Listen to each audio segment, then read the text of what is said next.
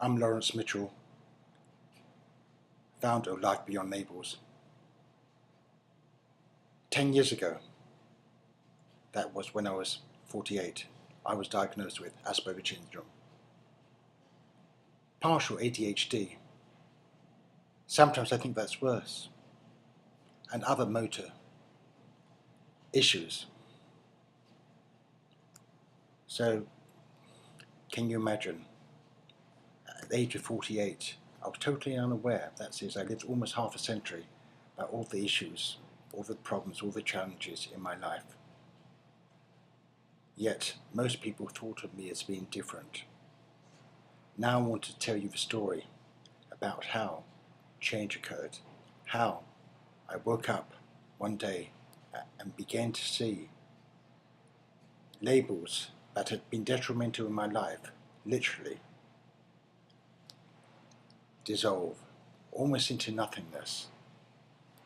How there was literally a change in my character, in my personality, that brought out positive attributes.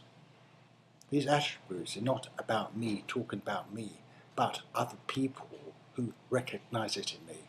Of course, I still have my own challenges.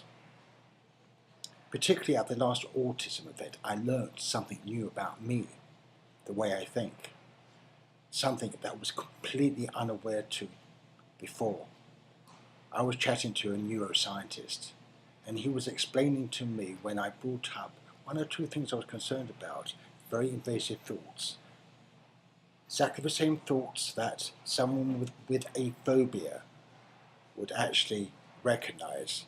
Whether they could talk about is another matter, but I actually mentioned it. I mentioned how there were times if I was in a crowd, my head would feel like it was exploding.